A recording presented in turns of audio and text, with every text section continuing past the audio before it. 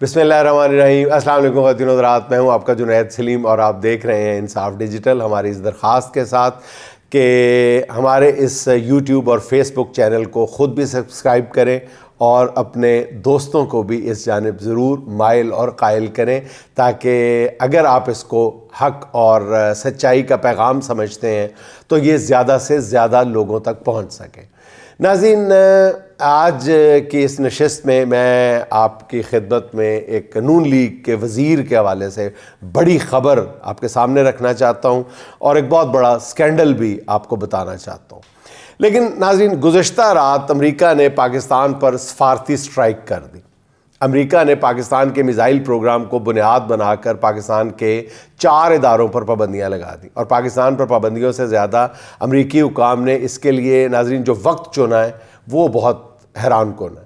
Joe Biden اس وقت جو ہے وائٹ ہاؤس میں اپنے آخری ایام گزار رہے ہیں، 1 مہینہ گزار رہے ہیں، آخری مہینہ، ٹھیک 1 مہینے کے بعد وائٹ ہاؤس کا نیا مکین وہاں آ کے بسیرا کر لے گا۔ آخر جاتے جاتے جو بائیڈن انتظامیہ ایسا کیوں کر گئی اور کیا کر گئی، یہ بہت اہم سوال ہے۔ ہماری حکومت کے بائیڈن انتظامیہ کے ساتھ تعلقات جو ہیں وہ کہاں چلے گئے اچانک؟ ہمارے حکمرانوں نے جو بائیڈن کی ہر طرح سے خدمت کی، روس سے بنتے ہوئے تعلقات توڑ دیے، یوکرین کی جنگ میں کھل کر امریکہ کو سپورٹ کیا، امریکی ڈر سے بھارتی خوشنودی کے لیے کشمیر کا نام لینا تک چھوڑ دیا ہے، غزہ میں اسرائیل کی بدترین سفاکیت اور ظلم پر کم و بیش اپنے لب سی لیے، حتیٰ کہ افغانستان میں اپنے ہاتھوں سے بنائی ہوئی طالبان حکومت کو بھی امریکی چاہت میں اپنا مخالف بنا لیا ہے۔ ہمالیہ سے اونچی، سمندروں سے گہری اور شہد سے میٹھی دوستی والے چین کو بھی پرے دھکیل دیا ہے، اور اس کے جواب میں چین نے ہمیں مزید پرے دھکیل دیا ہے۔ مگر بائیڈن نے جاتے جاتے بدلے میں ہمیں کیا دیا ہے؟ پاکستان پر پابندیاں لگا دی۔ اب بھارت کا میزائل پروگرام بھی ایڈوانس سٹیج پر ہے، مگر امریکہ ایسی پابندیاں بھارت پر کیوں نہیں لگاتا؟ اس لیے کہ بھارت کا دفتر خارجہ بہت طاقتور ہے۔ ایک تو ہندوستان خود بہت طاقتور ہے، اس کا دفتر خارجہ بہت زیادہ طاقتور ہے، اور ہمارے دفتر خارجہ کا چارج جو ہے وہ اسحاق ڈار جیسے شخص کے ہاتھ میں دے دیا گیا ہے، بلکہ تاکہ اسے وزارت خزانہ نہ ملنے کے دکھوں کا اس کا مداوع کیا جا سکے۔ پہلے اسی شخص نے پاکستان کی معیشت کا بیڑا غرق کیا تھا، اب خارجہ تعلقات کو ڈار صاحب بدترین سطح پر لے آئے۔ پاکستان کا میزائل پروگرام ایک عرصے سے دنیا کی نظروں میں کھٹک رہا ہے، یہ کوئی راز کی بات نہیں ہے، کیونکہ پاکستانی میزائل جو ہیں وہ اسرائیل کو ہٹ کر سکتے ہیں، اور پورا ہندوستان ان پاکستانی میزائلوں کی زد میں ہے۔ پاکستان پر لگائی گئی ان پابندیوں کی ہر سطح پر ناظرین مذمت کی جانی چاہیے، ہر سطح پر اس کی مذمت کی جانی چاہیے، اور دو ٹوک انداز میں مذمت کی جانی چاہیے۔ پاکستان پر امریکی پابندیوں کا مطلب ہے کہ پاکستان کا دفتر خارجہ، امریکہ میں پاکستانی سفارت خانہ، ہائر کی گئی تمام لابنگ فرمز سب ناکام ہو چکے ہیں۔ بدقسمتی یہ ہے کہ حکومت نے تمام بارسوخ اوورسیز پاکستانیوں کو بھی ناراض کر رکھا ہے، اور کسی کو پاسپورٹ بلاک کرنے کی دھمکیاں دی جا رہی ہیں، تو کسی کا شناختی کارڈ ضبط کیا جا رہا ہے، اور اس کا نتیجہ سب کے سامنے ہے۔ بدنصیبی دیکھیں کہ اس امریکی جبر پہ عالمی سطح پر پاکستان کے ساتھ کوئی بھی کھڑا نظر نہیں آ رہا۔ پاکستان تنہائی کا شکار ہے، جس کے تانے جو ہیں وہ ایک وقت میں عمران حکومت کو دیے جاتے تھے۔ اچھا ناظرین، خیال تھا کہ ٹرمپ کے اقتدار سنبھالنے کے بعد پاکستان میں حکمرانوں کے لیے مشکلات بڑھیں گی، مگر حکمرانوں اور ان کے نادان حامیوں نے ٹرمپ کے آنے سے پہلے ہی اپنے لیے ایسے حالات پیدا کر لیے ہیں کہ امریکہ کی جو رولنگ ایلیٹ ہے وہ اس بات پہ متفق نظر آ رہی ہے کہ پاکستان کے معاملات کو سب سے پہلے دیکھا جائے۔ 26 نومبر کے قتل عام نے حکمرانوں کی اخلاقی ساکھ عالمی سطح پہ کچل کے رکھ دی ہے، برباد کر کے رکھ دی ہے، کوئی مانے یا نہ مانے۔ اب ٹرمپ کے سابق مشیر اور افغانستان پر امریکی نمائندے زلمے خلیل زاد کی ٹویٹ صاف بتا رہی ہے کہ آگے کیا ہونے جا رہا ہے۔ وہ کہتے ہیں کہ پاکستان کی حکومت پابندیوں اور سفارتی دباؤ کی مستحق ہے، کیونکہ اس نے پرامن مظاہرین کے خلاف طاقت کا وحشیانہ استعمال کیا، یہاں تک کہ ان کا قتل عام بھی کیا، اور وہ عمران خان کو جیل میں رکھنے کے لیے قانونی نظام کا غلط استعمال کر رہی ہے۔ یہ پاکستان میں تبدیلی کا وقت ہے، پاکستان کے عوام یہ چاہتے ہیں اور وہ اس کے مستحق ہیں۔ ناظرین، میزائلوں کے معاملے پر امریکی پابندیوں کو جو معاملہ امریکی پابندیوں کا معاملہ جو ہے وہ میڈیا پر اس قدر چھایا ہوا ہے کہ امریکی دفتر خارجہ کا اس سے پہلے والا بیان جو ہے وہ گہنا گیا ہے، ڈاؤن پلے ہو گیا ہے یوں کہہ لیں، جس میں امریکی ترجمان جو ہے وہ میتھیو ملر کا کہنا تھا کہ پاکستان میں انتخابی دھاندلیوں کی تحقیقات ہونی چاہیے، امریکہ اس کے لیے تیار ہے۔ امریکی ترجمان کا یہ بیان بھی فارم 47 والے حکمرانوں کے لیے کسی بوم سے کم نہیں تھا۔ اس پر امریکہ نے پاکستان کے 4 اداروں پر پابندیاں لگا دیں۔ اسی تناظر میں اب ذرائع خبر دے رہے ہیں کہ 2 ماہ قبل امریکی کانگریس میں پاس ہونے والی قرارداد پر فالو اپ کسی وقت بھی آ سکتا ہے۔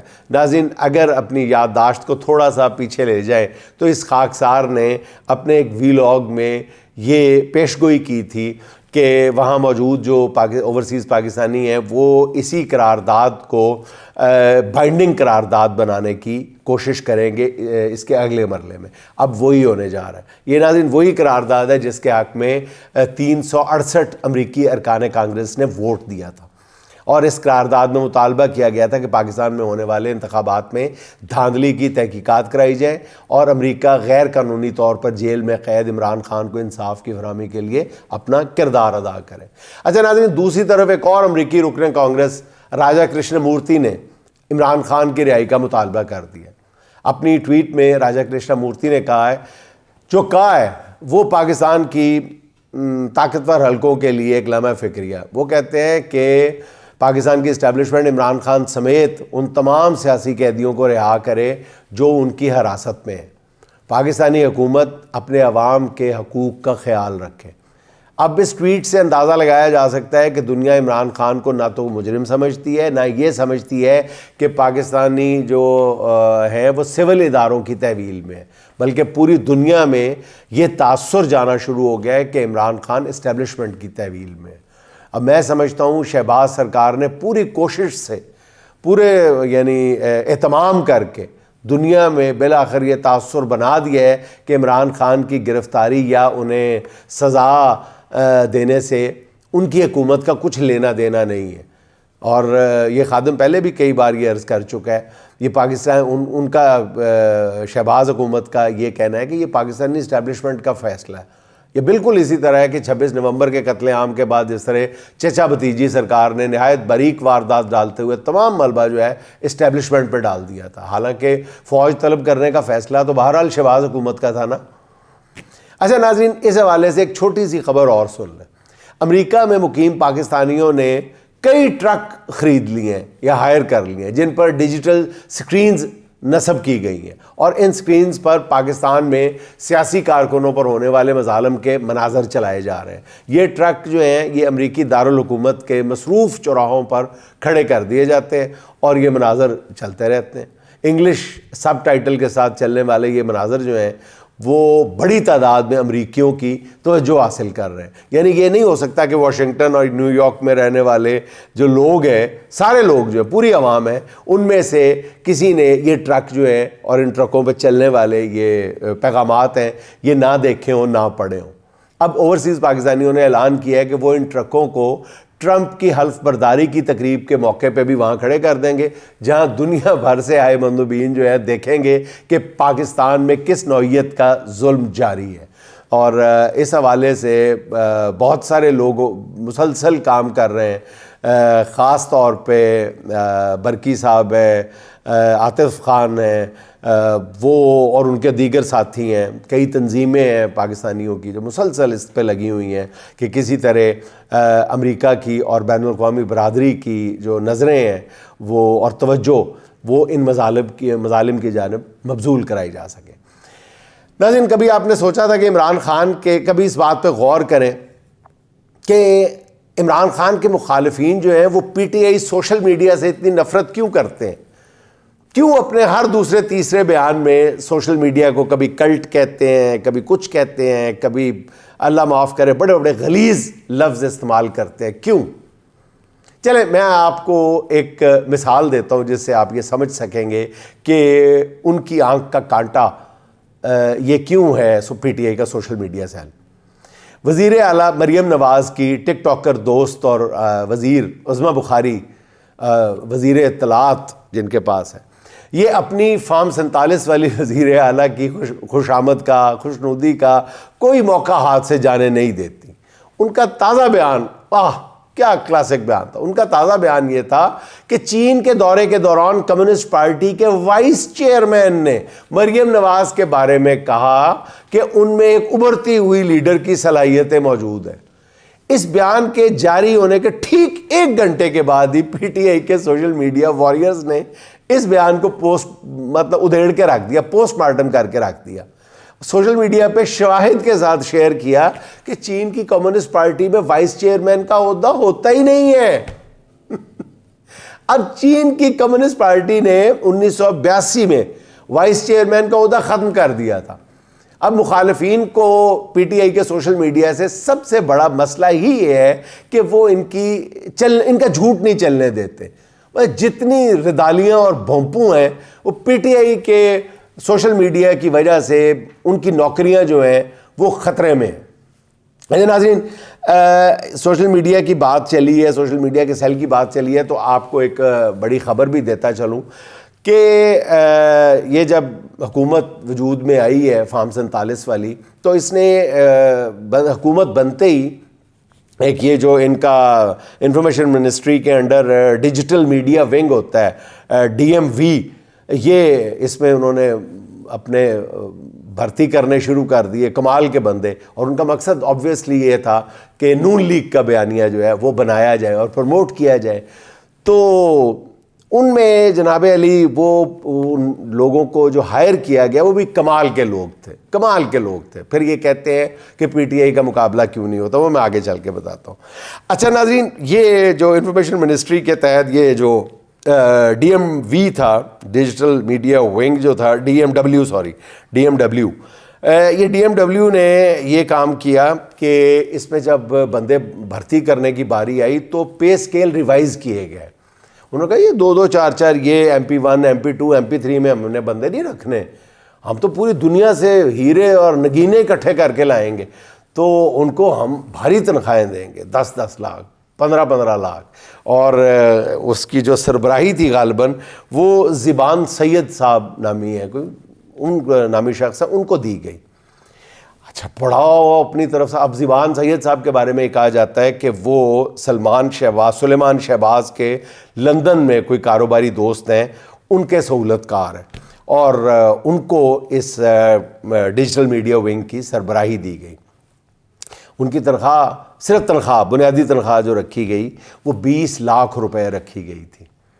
انہوں نے اپنے ساتھ مزید اپنے چیلے چانٹے یا 10 لوگ اپنے نیچے رکھے, اور ان 10 لوگوں کی تنخواہیں جو تھیں وہ بھی لاکھوں میں تھیں. 10 لاکھ, 12 لاکھ, 14 لاکھ, اتنی لاکھوں میں تھیں. کوئی MP1, MP2 نہیں, 2, 4, 2.5 لاکھ, 3 لاکھ نہیں. اور اس کو, ان شخصیات کو, زبان سید صاحب کو باقاعدہ, کیونکہ یہ اسپیشل پے اسکیل تھا, ان کو اسپیشل پے اسکیل دینے کے لیے وزیر اعظم صاحب نے بھی انٹرویو کیا, کیونکہ وزیر اعظم انٹرویو کرتا ہے. بہت پاکستان کی ٹاپ کی جو بیوروکریسی ہے, بڑے بڑے سارے بیٹھ کے انٹرویو کرتے ہیں, تو ان کا بھی انٹرویو ہوا, زبان سید صاحب کا بھی. تو اب جب کم و بیش ان کو اپنے فرائض سر انجام دیتے 1 سال سے زیادہ کا عرصہ گزر گیا ہے, تو پتہ چلا ہے وہ کچھ وہ ہوتی ہے, ایک روٹین کی کارروائی ہوتی ہے, ان کی ڈگریاں چیک ہوتی ہیں. تو جب ان کی ڈگری چیکنگ کے لیے گئی تو 6 مہینے پہلے ہی پتہ چل گیا تھا کہ ڈگری نشتہ. 20 لاکھ روپے سے زیادہ ادا کیے جا رہے ہیں, ٹھیک ہے. اور اب 6 مہینے سے یہ رپورٹ چپ کر کے دبا دی گئی ہے, اوپر گدیاں رکھ دی گئیں, اوپر فوم, میٹرس, سب کچھ رکھ, پتہ نہ لگ گئے تھلے کی ہے. نیچے یہ رپورٹ تھی کہ جی زبان سید صاحب کی جو ڈگری کچھ نہیں ہے ہی نہیں ہے. تو اب باقی جو اس کے نیچے 10 لوگ ہیں, ان کی ڈگریوں کا تو پتہ نہیں, وہ ابھی کیا بنا, ان کا تحقیقات ہو رہی ہیں.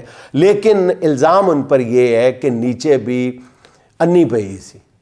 لوگوں کو پیسے لے لے کے بھرتی کیا جا رہا تھا, ایڈورٹائزنگ ایجنسیوں کو پیسے دیے جا رہے تھے, اور ان سارے معاملات کی جو تحقیقات ہیں وہ اب خاصی آگے تک چلی گئی ہیں. اب ان کی نوکری تو جائے گی زبان سید صاحب کی, لیکن جو انہوں نے تنخواہیں کروڑوں کی وصول کر لی ہیں اس پورے سیل نے اور زبان صاحب نے, وہ کون واپس وصول کرے گا؟ اور انہوں نے ایسا کون سا کارنامہ سر انجام دے دیا ہے؟ کون سا پی ٹی آئی کے بیانیے کے بخیے ادھیڑ کے رکھ دیے انہوں نے؟ کون سا انہوں نے نون لیگ کا ایسا بیانیہ بنا دیا ہے کہ لوگ شہباز شریف اور نواز شریف کے گلے میں ہار ڈالنے کے لیے بےتاب بیٹھے ہوئے ہیں؟ ان سے یہ بھی پوچھا جانا چاہیے. اچھا, ہو اب یہ رہا ہے کہ ایک اعلیٰ خفیہ ادارے نے ایک وفاقی وزیر کو طلب کیا ہے اور ان کے سامنے کافی کچھ رکھا گیا ہے کہ حضور والا آپ یہ کیا کرتے رہے ہیں. یہ وہی تھا جو بہرحال کہ ایک اور بھی پہلے بھی نون لیگ کے وزیر کے ساتھ یہی سلوک کیا گیا تھا. تو ان وفاقی وزیر کو ان کے کافی کرتوت دکھائے گئے ہیں سامنے کہ یہ آپ کیا کرتے رہے ہیں, اخلاقی نوعیت کے, مالی نوعیت کے, یہ سارے. تو وہ گھبراہٹ کا عالم یہ ہے کہ اس وفاقی وزیر کے ایک فرنٹ مین ہیں, وہ اتنے گھبرا گئے ان تحقیقات کے بعد کہ وہ ابھی تک لاہور آئے ہوئے تھے, تو لاہور سے واپس اسلام آباد نہیں گئے. یہ تحقیقات شروع ہونے کے بعد انہوں نے لاہور میں بکل مار لی ہے, وہیں بیٹھ گئے. یہاں سے اندازہ لگا رہے ہیں کہ ملک میں کیا ہونے جا رہا ہے اور کیا ہو رہا ہے. اور ان حالات کی وجہ سے ہی اگر نون لیگ کے حنیف عباسی صاحب کو یہ کہنا پڑ رہا ہے تو ٹھیک کہنا پڑ رہا ہے کہ ہمارا مسئلہ یہ ہے کہ ہمیں نون لیگ کا بیانیہ بنانا بھی پڑتا ہے اور پی ٹی آئی کے جھوٹے بیانیے کا جواب بھی دینا پڑتا ہے. ہمیں ایک وقت میں دو کام کرنے پڑتے ہیں. حضور والا اصل میں پرابلم یہ ہے کہ اگر آپ ایسے لوگوں کو بھرتی کریں گے, ایسے لوگوں کے مقابلے پہ جو دنیا کی ٹاپ یونیورسٹیز سے فارغ ہیں اور ایک پائی نہیں وصول کرتے پی ٹی آئی سے, جس سوشل میڈیا سیل کا آپ مقابلہ کرنا چاہ رہے ہیں, تو پھر آپ کو ایک وقت میں اسی انداز میں, بےہودہ انداز میں ہی ایک وقت میں دو کام کرنے پڑیں گے. دونوں ہی نہیں ہوں گے. وہ جیسے ایک کوئی چرسی ہوتا ہے, لوگ محسوس کرتے ہیں, دیکھتے ہیں کہ یار یہ ایک وقت میں دو سگریٹ پی رہا ہوتا ہے, نشئی ہے, چرسی ہے, لیکن ایک وقت پہ دو سگریٹ کیوں پیتا ہے؟ تو لوگ اسے پوچھتے ہیں یار ایک سگریٹ کی تو سمجھ آتی ہے, یہ تم دوسرا سگریٹ ہر وقت 2 سگریٹ کیوں پیتے ہو؟ کہتا ہے ایک تو میں پیتا ہوں اپنے لیے اور ایک میں پیتا ہوں اپنے بھائی کے لیے جو جیل میں ہے, اس کو جیل میں سگریٹ نہیں ملتا تو اس کی جگہ میں پیتا ہوں. تو کچھ دنوں بعد لوگ دیکھتے ہیں کہ وہ ایک ہی سگریٹ پی رہا ہوتا ہے. تو وہ لوگ اس سے پوچھتے ہیں اوے تمہارے بھائی کو رہائی مل گئی؟ کہتا ہے نہیں, اس کو رہائی نہیں ملی, میں نے سگریٹ نوشی چھوڑ دی ہے. تو حضور والا حنیف عباسی صاحب دا گریٹ آپ کو یہ دونوں کام ہی نہیں کرنے آتے, تو اس لیے اگر آپ نے سگریٹ نوشی چھوڑنی ہے تو سچ بولنا شروع کر دیں. اچھا ناظرین, چلیں اس کو ایک طرف رہنے دیتے ہیں, اب بات کر لیتے ہیں القادر ٹرسٹ کی. اچھا ناظرین, القادر ٹرسٹ میں خصوصی عدالت کے جج ناصر جاوید نے گزشتہ روز جو فیصلہ محفوظ کر لیا تھا اور پیر والے دن یہ فیصلہ سنایا جائے گا, خیال یہی ہے کہ اس کیس میں عمران خان صاحب اور بشرا بی بی کو سزائیں سنائی جائیں گی. اچھا ناظرین, یہ کیسا ویسے نظام انصاف ہے, کیسا نظام انصاف ہے کہ فیصلہ محفوظ کر لیا گیا ہے اور پوری قوم کو فیصلے کا پتہ. ہائے ہائے استغفر اللہ, فیصلہ محفوظ ہے, صرف جج کو پتہ ہے لیکن پوری قوم کو پتہ ہے. اور ناظرین میری اطلاعات یہ ہے ٹو بی ویری ایگزیکٹ کہ شاید غالباً عمران خان صاحب کو 7 سال قید سنائی جائے گی اور بشرا بی بی کو بری کر دیا جائے گا. اب آگے یہ میری پیش گوئی ہے, پتہ نہیں یہ درست ثابت ہوتی ہے یا نہیں, لیکن مجھے جو میری اطلاعات ہیں وہ میں نے آپ تک پہنچا دی ہیں. ناظرین مطلب آپ اندازہ لگائیں کہ جس طرح ملک کے عدالتی نظام کو فتح کر لیا گیا ہے, اس کے بعد عدالتوں اور خاص طور پہ ماتحت عدلیہ سے یہ توقع رکھنا کہ وہاں سے کسی کو انصاف ملے گا تو اسے دیوانے کا خواب ہی کہا جا سکتا ہے. ماتحت عدلیہ تو تماشا بن کے رہ گئی ہے اور جو عدالت کے اندر کے مناظر ہے وہ اتنے عجیب ہیں کہ کسی بھی عدالت میں آپ چلے جائیں, انسداد دہشت گردی کی عدالت میں چلے جائیں، کسی بھی عدالت میں آپ چلے جائیں، آپ کو 10 منٹ بعد باقاعدہ میں معذرت چاہتا ہوں اپنے سخت الفاظ پہ، آپ کو کراہت آنے لگے گی اپنے ملک کے نظام انصاف سے۔ اس صورتحال میں سب سے زیادہ جو آگاہ تھا بندہ اور آگاہ ہے، اس کا نام ہے عمران خان۔ انہوں نے لوئر کورٹس میں کیس چلانے کو وقت کا ضیاع قرار دے دیا تھا شروع میں، یہی وجہ ہے کہ انہوں نے عدالت میں اپنے گواہ لانے سے بھی انکار کر دیا تھا۔ گزشتہ روز عمران خان کے وکلاء نے استغاثہ کے وکلاء کے ساتھ اتفاق کر کے، جی ٹھیک ہے ہمیں پتہ ہے، مطلب عمران خان کے وکلاء نے کہا کہ ہمیں پتہ ہے جو ہونا ہے، آؤ ہمیں سزا جلدی جلدی سناؤ۔ اتفاق کر کے رات گئے تک سماعت میں شامل ہو کر کیس کی کارروائی مکمل کروائی۔ ذرا میرے لفظوں پہ غور کریں کہ بجائے اس کو تاخیر کا شکار کیا جائے، جلدی کرو، چھیتی کرو۔ القادر ٹرسٹ یہ جو کیس کیا ہے، اسے عمران خان کے وکیل، شاندار وکیل بیرسٹر سلمان صفدر 2 منٹ کے اندر واضح کر کے رکھ دیا۔ اب سلمان صفدر صاحب کے بارے میں ناظرین، میں تو سچی بات ہے کہ گزشتہ روز کی بحث سننے کے بعد بھی پورے میں یقین کے ساتھ اور پوری ایمانداری کے ساتھ یہ سفارش کرتا ہوں کہ پاکستان کا اعلیٰ ترین سویلین اعزاز اس شخص کو، جس کا نام بیرسٹر سلمان صفدر ہے، ایک دفعہ نہیں دینا چاہیے، اس کو ہر سال دینا چاہیے۔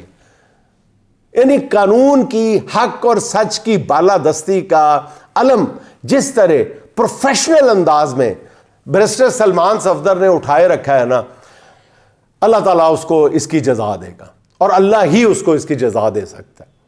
اس میں کوئی کسی کی حمایت اور کسی کی مخالفت کے ایلیمنٹ میرے ذہن میں نہیں ہے، خالصتاً حق اور سچ کے ساتھ کھڑے رہنا اور انتہائی پروفیشنل انداز میں۔ انہوں نے کہا برطانیہ سے 190 ملین نہیں 171 ملین پاؤنڈ پاکستان آئے، اور یہ رقم ملک ریاض نے بھجوائی، جسے وفاقی کابینہ کے فیصلے کے مطابق سپریم کورٹ کے اکاؤنٹ میں جمع کرا دیا گیا۔ یہ رقم 4 سال تک سپریم کورٹ کے اکاؤنٹ میں رہی، جسے انویسٹ کر کے اس پہ بھاری منافع بھی حاصل کیا گیا، اس لیے اب یہ بھجوائی گئی رقم جو ہے اصل رقم سے بڑھ گئی ہے۔ حکومت یہ ثابت ہی نہیں کر سکی یہ رقم جو ہے غیر قانونی طور پر برطانیہ سے پاکستان لائی گئی ہے۔ دوسرا، القادر ٹرسٹ سے عمران خان اور ان کی اہلیہ 1 روپے کا کیا 1 پیسے کا فائدہ نہیں حاصل کر سکتے۔ ایسے میں کرپشن ہوئی ہے تو کہاں ہوئی ہے؟ یہ ایک بیہودہ اور فضول کیس ہے جس کا نہ کوئی سر ہے نہ کوئی پیر ہے، مگر اس کے باوجود یہ بات یقین سے کہی جا سکتی ہے، جیسے میں نے عرض کر دیا کہ بچہ یہ جانتا ہے کہ جج ناصر جاوید رانا اس کیس میں عمران خان کو سزا سنائیں گے، مگر اس سے حاصل کیا ہوگا؟ زیادہ سے زیادہ 1 مہینے کے اندر یہ فیصلہ معطل ہو جائے گا۔ بس فیصلہ سنانے والا جج اور اسے دباؤ میں لانے والے مزید ایکسپوز ہو جائیں گے، اور جج صاحب کو ترقی مل جائے گی۔ ہو سکتا ہے وہ اسلام آباد کے ہائی کورٹ کے لیے ابھی نہیں تو کچھ عرصے بعد ان کا نام بھی تجویز ہو جائے، جیسا پہلوں کا ہو رہا ہے ایسے فیصلے سنانے والوں کا۔ لیکن جب یہ لوگ ایکسپوز ہوں گے تو صرف یہی لوگ ایکسپوز نہیں ہوں گے، عالمی سطح پر جو فضا بنی ہوئی ہے اس میں ایک بار پھر یہ بات واضح ہو جائے گی کہ عمران خان منصفانہ ٹرائل سے یکسر محروم ہے۔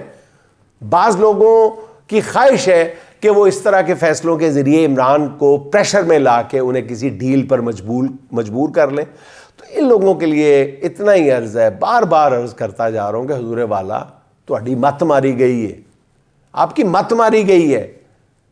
1 دفعہ نہیں 100 دفعہ آپ کو یہ بتاؤں گا، اپنے دیرینہ تعلق کی وجہ سے آپ کی خدمت میں یہ عرض کر رہا ہوں۔ خان کو بہت اچھی طرح میں جانتا ہوں، اور پیار محبت سے شاید وہ آپ کی بات سننے کے لیے تیار ہو جائے، لیکن زور زبردستی، دھمکی، ڈرانا دھمکانا نہ، بالکل نہیں۔ میں پھر یہ عرض کروں گا کہ آپ کی بات سننا تو دور کی بات ہے، آپ کی بات ماننا تو دور کی بات ہے، وہ سنے گا بھی نہیں۔ عمران خان مستقبل کے حوالے سے بالکل کلیئر ہے، اور اتنی زیادہ کلیئرٹی میں نے شاید ہی کسی سیاستدان کے ذہن کی دیکھی ہو جتنی خان کے ذہن میں کلیئرٹی ہے۔ حکومت کو اپنے 2 مطالبات نہ ماننے کی صورت میں اتوار کے دن سے سول نافرمانی کا پہلا مرحلہ شروع کرنے کا اعلان کر دیا، اور جس میں اوورسیز پاکستانیوں کو اپنی جو ترسیلات زر ہے ان کو محدود کرنے کا کہا جائے گا۔ اچھا ناظرین، 26ویں آئینی ترمیم کے نتیجے میں جسٹس یحییٰ آفریدی چیف جسٹس تو بن گئے ہوئے ہیں، مگر 1 مہینے کے اندر ہی انہوں نے خود ہی اپنا تماشا بنا لیا ہے۔ ان سے تو قاضی فائز عیسیٰ کہیں بہتر تھے، جو انصاف کی دھجیاں تو اڑاتے تھے، البتہ وہ اپنی ذات کا مذاق نہیں بننے دیتے تھے۔ وہ چیف جسٹس یحییٰ آفریدی کا پرابلم یہ ہے کہ وہ داخلی مسائل کا حل جو ہے وہ باہر تلاش کرتے ہیں۔ ابھی 30 دن بھی پورے نہیں ہوئے کہ ایک جیل سپرڈنٹ بھی ان کا حکم ماننے سے انکاری ہے، اور صاف انکاری۔ اب پتہ نہیں چل رہا کہ ان میں سے طاقتور کون ہے، چیف جسٹس آف پاکستان یا سپرڈنٹ جیل۔ یحییٰ آفریدی نے جیل ریفارمز کے لیے کمیٹی بنائی، پنجاب کی مختلف جیلوں کا دورہ کر کے رپورٹ بنانی تھی۔ کمیٹی ارکان کل اڈیالہ جیل گئے، سپرڈنٹ نے ارکان کو عمران خان کے سیل تک جانے کی اجازت نہیں دی۔ کمیٹی ارکان نے اس بے عزتی پر چیف جسٹس کو خط لکھ دیا۔ اس سے پہلے کہ چیف جسٹس کا جواب آتا، جیل سپرڈنٹ نے کمیٹی کو عمران خان کے سیل میں جانے کی اجازت نہ دینے کی وجوہات میڈیا کو جاری کر دی۔ یہ ویسے کمال کا سپرڈنٹ جیل ہے یہ اڈیالہ والا بھی، یہ میڈیا کو ایسے پریس ریلیز جاری کرتا ہے جیسے یہ کوئی فورن آفس چلا رہا ہے۔ یعنی چیف جسٹس کو پیشگی مطلع کر دیا گیا کہ اس معاملے میں آپ نہ آئیے گا، پھر نہ کہنا کہ ہم پہ یہ الزام نہ لگانا کہ چیف جسٹس کا حکم نہیں مانا گیا۔ اس حکم عدولی کی شرمندگی سے بچنے کا حل جو ہے وہ محترم چیف جسٹس صاحب نے یہ نکالا کہ وہ دور دراز کے علاقوں کے جوڈیشل میجسٹریٹ، سول ججز اور ماتحت عدلیہ کے ججز کو بلا کے انہیں حوصلہ دلا رہے ہیں کہ انصاف کی فراہمی میں کسی دباؤ کو خاطر میں نہ لائیں، ڈٹ جائیں، پتہ نہیں کہاں ڈٹ جائیں۔ حالانکہ خود چیف جسٹس آف پاکستان کے احکامات کو 18ویں یا 19ویں گریڈ کا ایک افسر جو ہے وہ پاؤں تلے روند نہیں رہا، مسل رہا ہے، کچل رہا ہے۔